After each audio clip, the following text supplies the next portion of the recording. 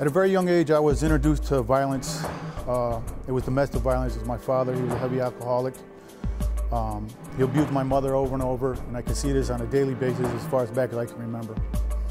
And that affected me so much in my life. It had a major impact on my life. It caused me to have so much anger. I seen my father abuse my mom, and seeing him have so much rage and anger towards my family at the time, it just instilled into me since a young kid, and I seen that my whole life. I seen that from early as far back as I can remember. And it went up to quite a few years with my mom being with my dad. And she got tired of abuse after a while and ended up leaving my father. And we ended up moving to Illinois. I grew up in Hammond and Illinois at the time. So we were in Illinois, and at the time, my mother was working and taking care of me, so I didn't have a lot of guidance in my life growing up, because my mother was working all the time. Is the mic not working? A little low. Okay, hold it closer. Okay. So while my mother was working, I was pretty much alone living in Illinois, and I didn't have the guidance of my father being there for me to raise me, have that father figure in my life to show me if I was doing right or wrong, because as I was saying, my father was an alcoholic. He wasn't around.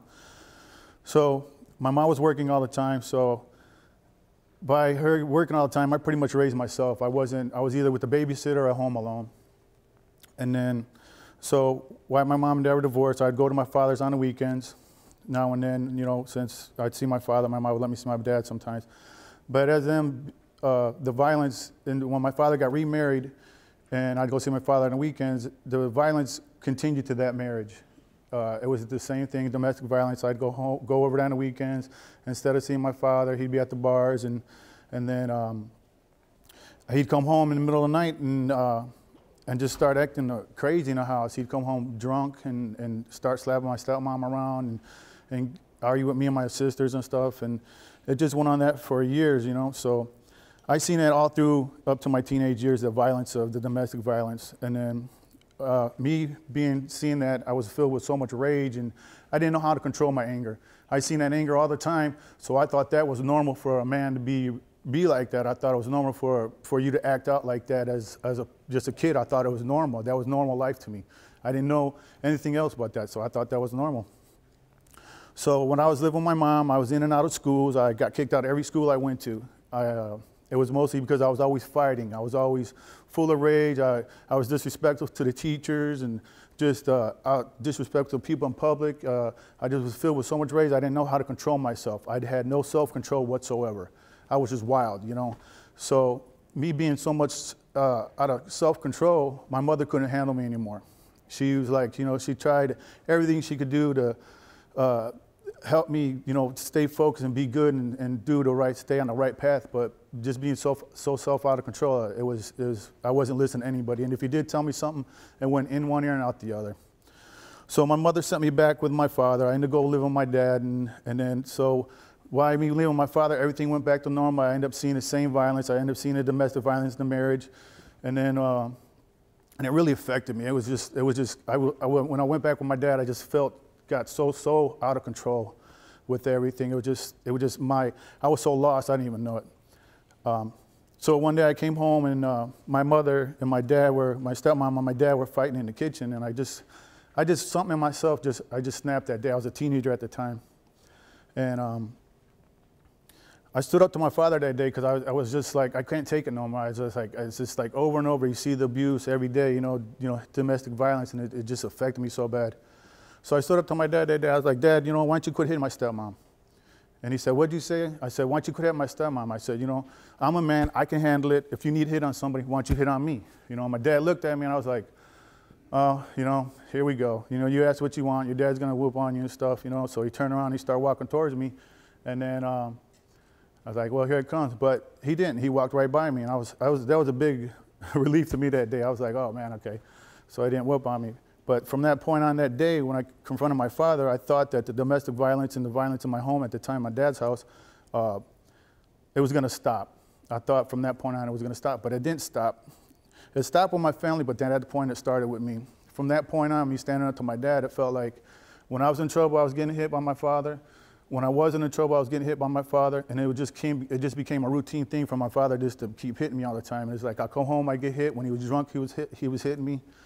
So that made me so angry and full of rage because I was getting hit all the time. It was just like I didn't have no love at the house, and I was just like I was so lost at that point.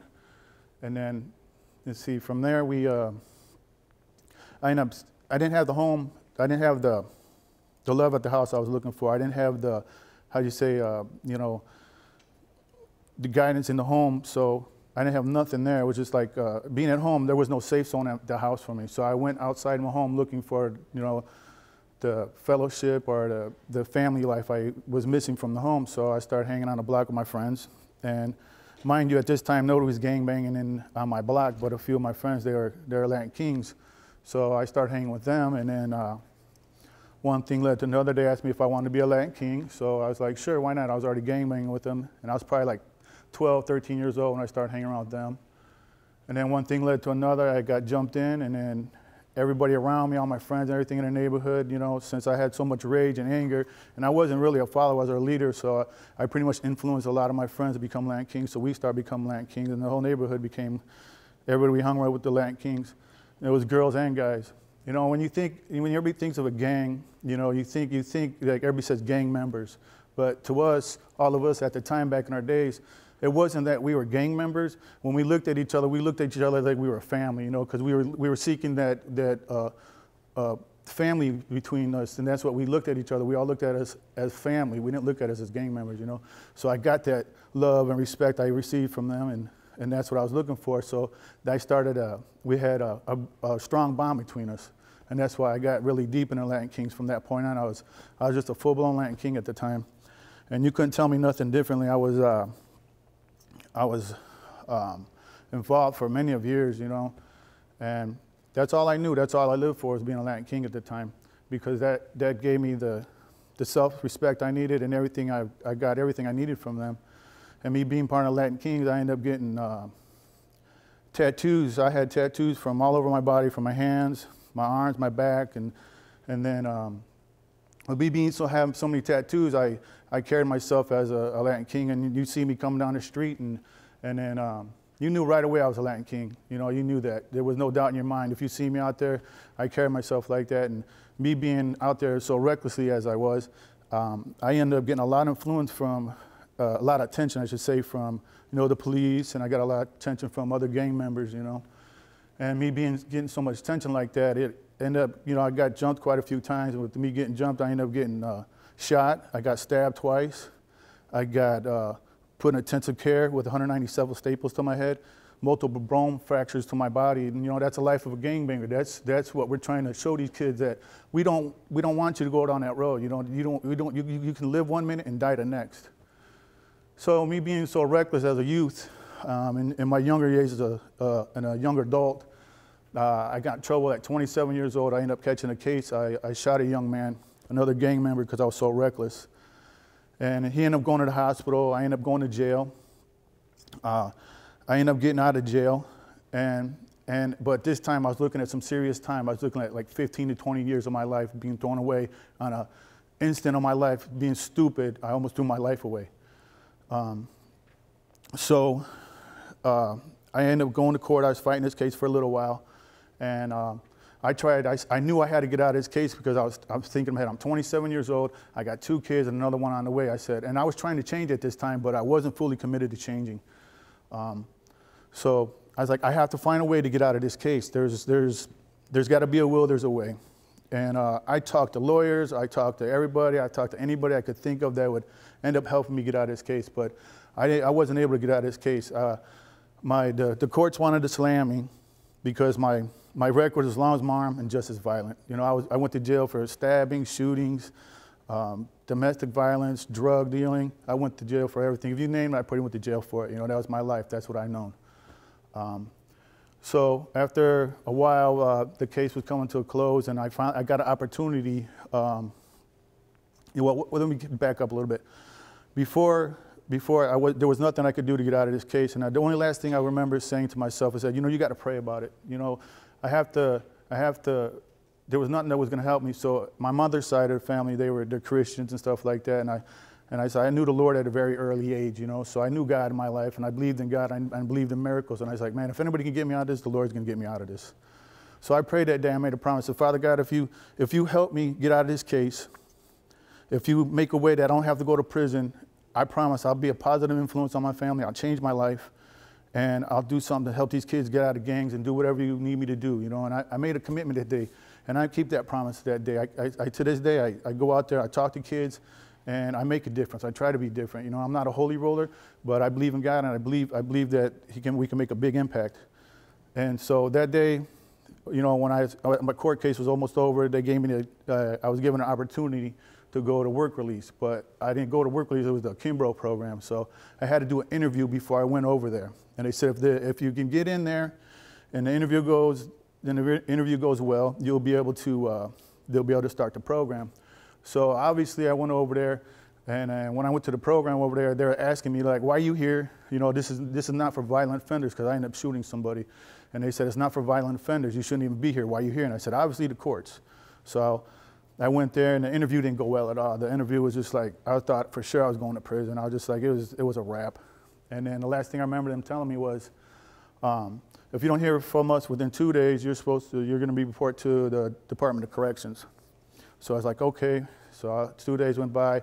I was spending time with my family. We were at my house, and it got down to like the last couple hours and stuff, and nothing. We didn't get no phone call, and it got down to about to like the last hour, and I received a phone call, and they told me, you know, you report to the Kimbrough program.